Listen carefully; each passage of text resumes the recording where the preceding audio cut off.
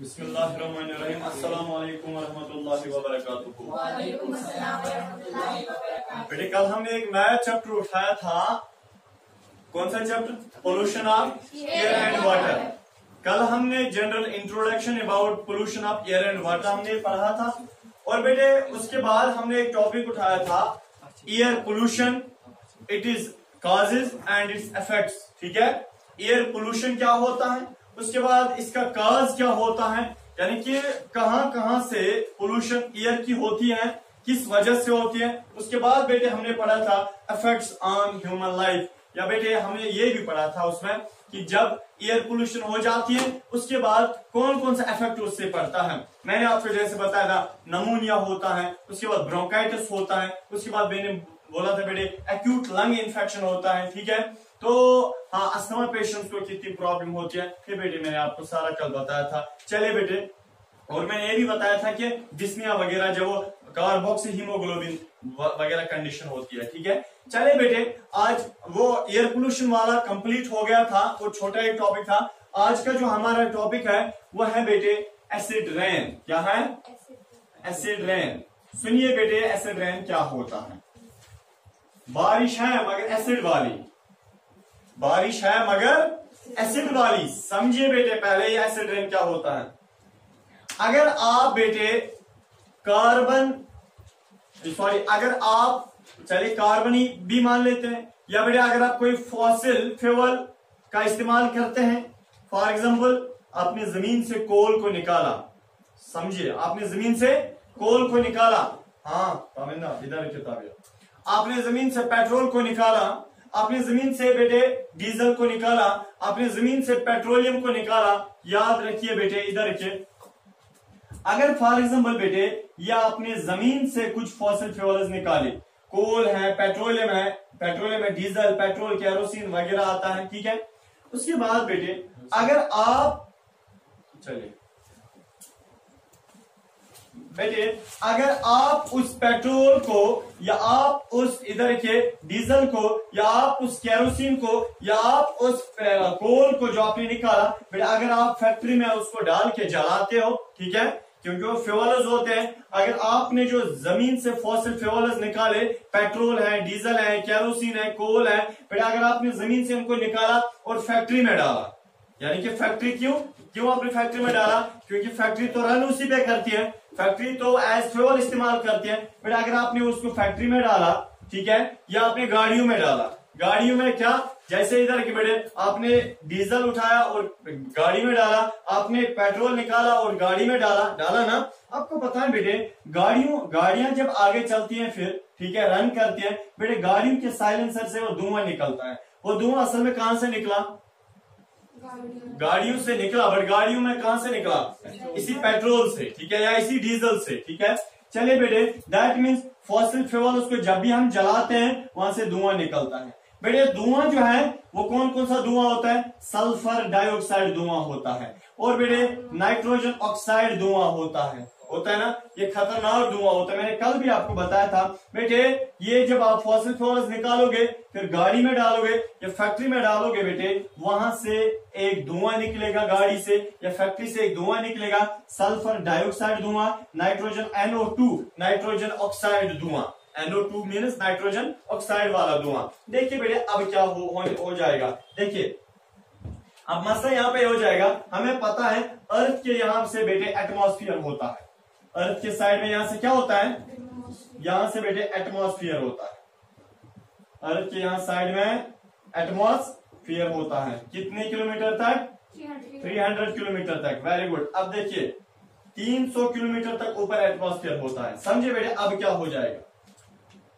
हमें पता है हमारे ईयर में, हमारे एटमॉस्फेयर में बेटे ऑक्सीजन भी होता है ना, ऑक्सीजन O2 होता है, ऑक्सीजन O2 होता है, ऑक्सीजन। देखियो बहुत ज्यादा ऑक्सीजन होता है। ये जो गाड़ियों से जो ये धुआं निकला सल्फर डाइऑक्साइड और बेटे नाइट्रोजन ऑक्साइड, ये बेटे ये सल्फर डाइऑक्साइड और नाइट्रोजन ऑक्साइड जो है ये फर्दर इस एयर में मिलता है। समझ आए? फर्दर इस एयर में मिलता है। देखिए बेटे असल में मैकेनिज्म क्या है। जब हमने डीजल या पेट्रोल या किसी भी फॉसिल फ्यूल को गाड़ी में डाला, वहां से बेटे सल्फर ही निकलता है, सल्फर, और वहां से नाइट्रोजन ही निकलता है। नाइट्रोजन निकलता है। और बेटे ये सल्फर फिर मिलता है ऑक्सीजन के साथ, बनाता है सल्फर डाइऑक्साइड।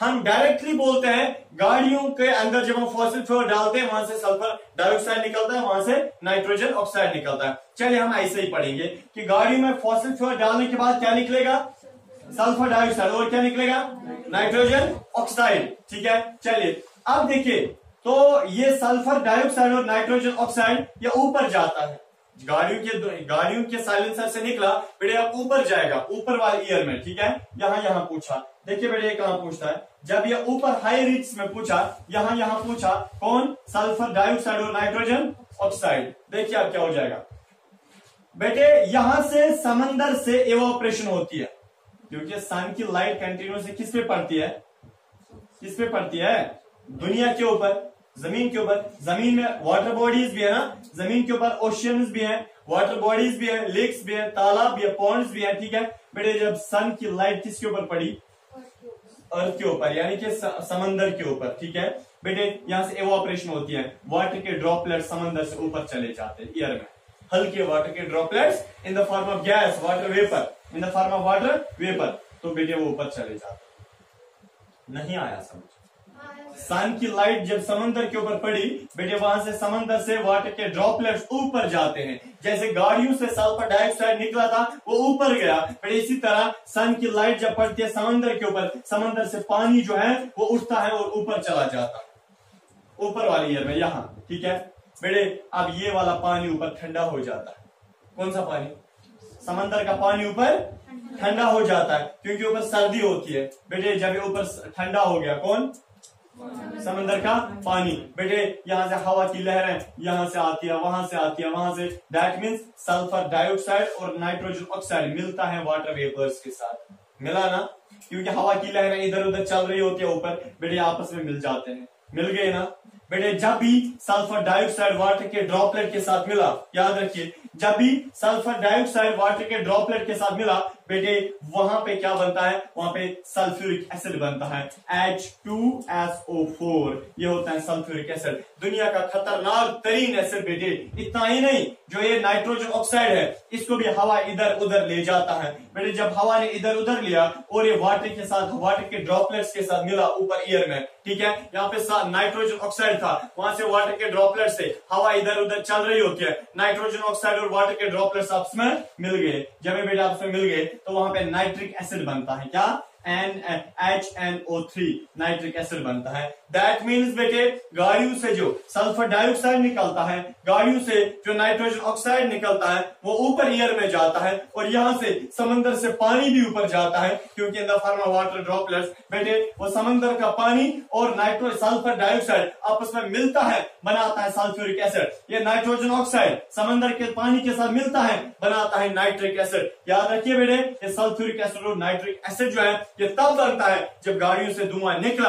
बेटे वो धुआं ऊपर गया, अगर वहां पे वाटर के ड्रॉपलेट्स होंगे बेटे इनके साथ मिलेगा। जब मिल गया ना, अब देखिए, अगर बेटे ये वाटर जो है ना, अगर इसको बारिश में कन्वर्ट होना होगा, क्यों, क्योंकि बेटे ये वाटर के ड्रॉपलेट जब ऊपर कूल हो गए, सर्द हो गए, जब बेटे सर्द हो गए अब ये भारी भी हो जाएंगे, ये बेटे क्या, इनका वेट भी बढ़ेगा, ये भारी हो जाएंगे। जब बेटे ये भारी कैसे हो जाएंगे, क्योंकि दो दो ड्रॉपलेट्स आपस में मिलेंगे बेटे वो भारी हो जाएंगे। दैट मीन्स जो ऊपर पानी है, अब ये पानी नहीं, अब ये जहर बन गया है, क्योंकि अब इसके साथ एसिड है बेटे। ये जो ऊपर यानी कि जो पानी है, हम बताएंगे अभी बारिश ही जो ऊपर है बेटे, वो अब क्या, जो ऊपर वाटर है ना, अब वो in the form of rain पड़ जाएगा नीचे जमीन के ऊपर। जब वो बेटे वाटर के कतरे पड़ गए, ठीक है ना, अब वो बेटे पानी नहीं, अब वो जहर बन गया है बेटे। अब या बारिश नहीं पड़ रही है, जो अब बेटे in the form of rain ये पड़ रहा है ना, कौन, ये पानी जो ऊपर था, ठीक है, अब ये बेटे in the form of rain पड़ रहा है बेटे, अब ये बारिश नहीं, अब ये जहर बन गया। अब ये जब जमीन के ऊपर पड़ेगा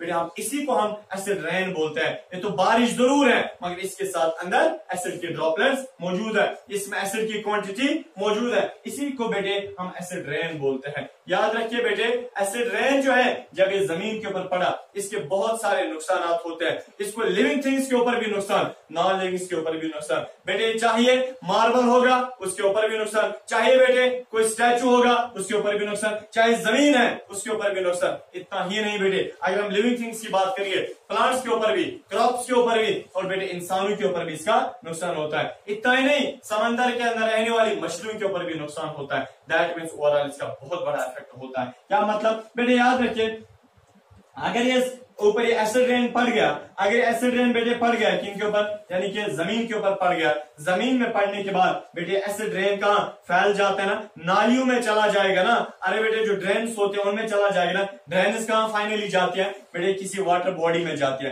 किसी लेक में जाती है। बेटा अगर वो ड्रेन्स का पानी लेक में गया, याद रखिए उस ड्रेन के पानी में क्या था, जहर था बेटे। कौन, एसिड रेन था बेटे। वो एसिड रेन कहाँ गया, किसी तालाब में गया, किसी लेक में गया। बेटे जब वो पानी, वो जहर या एसिड रेन किसी लेक में गया, वहां पे मछलियां होती है, वो मछलियां भी मर जाएंगी। समझ आ?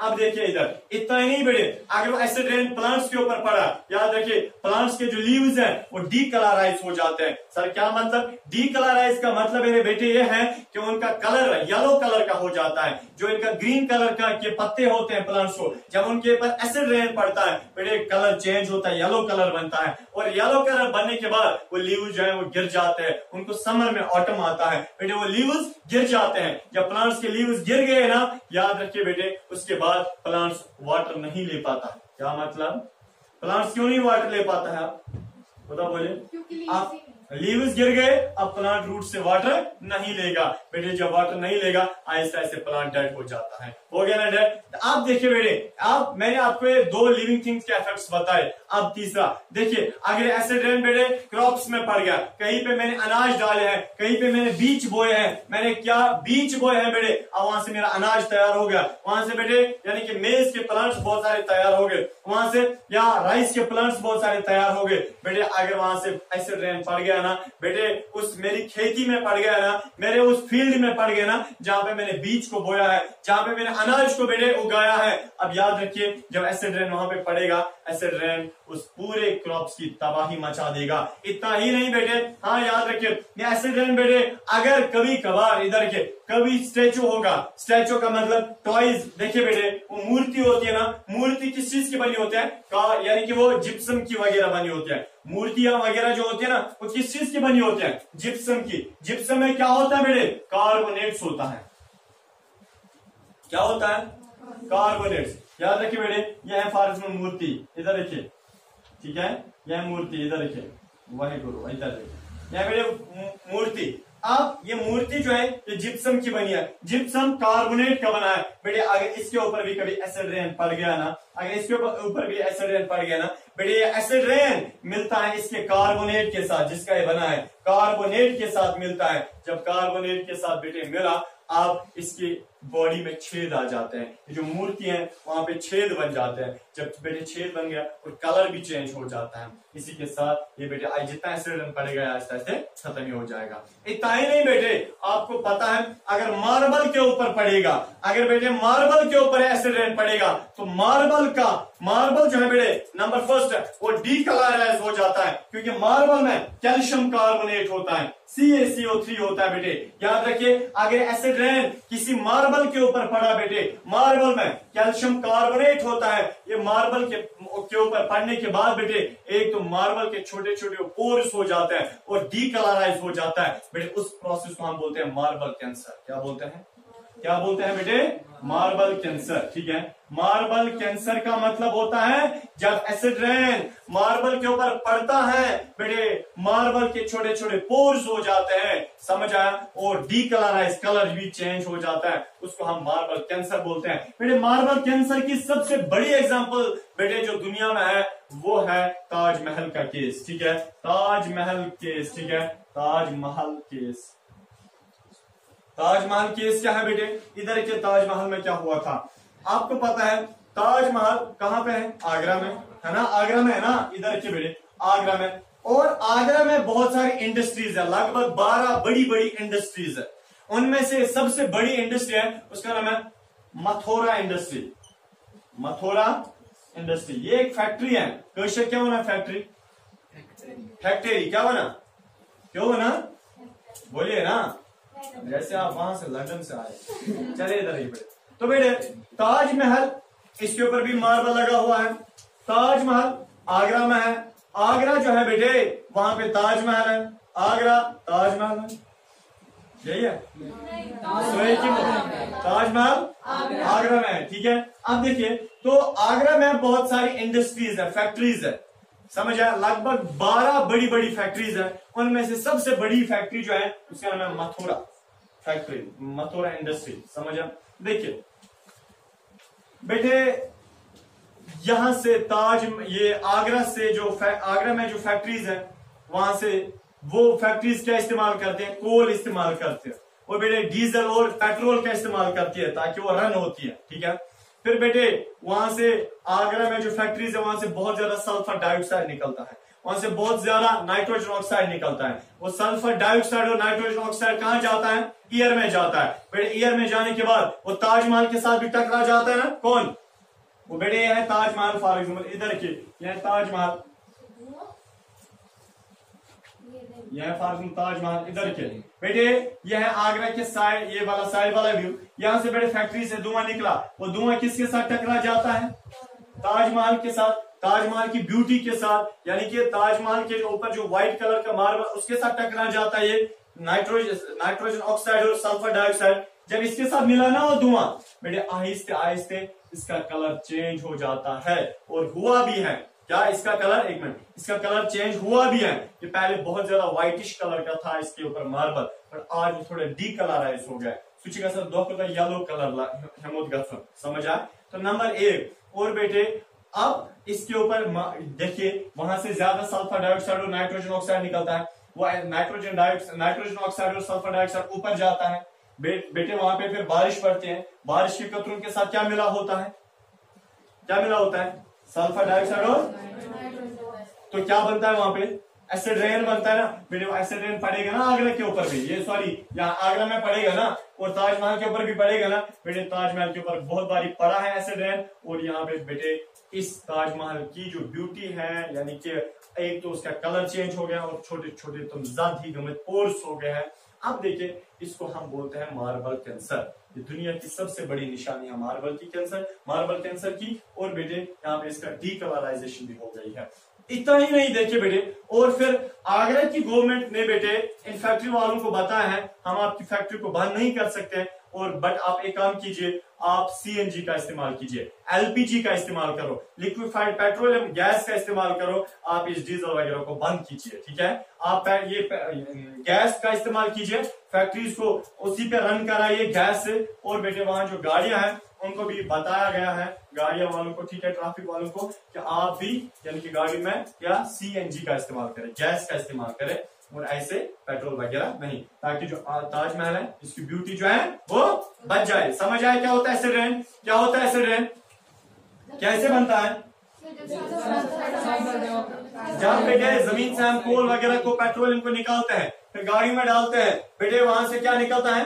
धुआं। कौन सा धुआं? सल्फर डाइऑक्साइड और नाइट्रोजन बेटे वो ईयर में जाता है। बेटे जब ईयर में गया फिर वहां पे बारिश के कतरे उसके साथ मिलते हैं, तो बेटे क्या बनाता है? Acid rain. फिर वो जमीन के ऊपर पड़ता है in the form of rain, उसी को हम एसिड रेन बोलते हैं। बेटे अगर वो पड़ा उसके बहुत सारे इफेक्ट्स होते हैं, लिविंग थिंग्स के ऊपर भी, नॉन लिविंग थिंग्स के ऊपर भी इसका इफेक्ट होता है। इतना ही नहीं बेटे, इधर के अगर इंसानों के ऊपर एसिड रेन पड़ेगा ना, इंसान मस्त नहीं रहे। देखिए सर यहाँ तो गाड़ियां डेली चलती हैं, फिर एसिड रेन भी डेली पड़ता होगा, कल जो बारिश उसमें भी एसिड रेन। देखिए बेटे सुनिए, जब 1 साल बाद, 9 महीने बाद, 10 महीने बाद बारिश पड़ती है ना, उस बारिश में नहीं रहना चाहिए, क्योंकि वो बड़ा एसिड रेन होता है। क्योंकि देखिए सुनिए मैं लॉजिक देता हूं। आज बेटे गाड़ियां दिन में चली, आज दिन में गाड़ियां चली, ठीक है, उन्होंने वो निकाला क्या? सल्फर डाइऑक्साइड और नाइट्रोजन। वो धुआं कहां गया? ऊपर।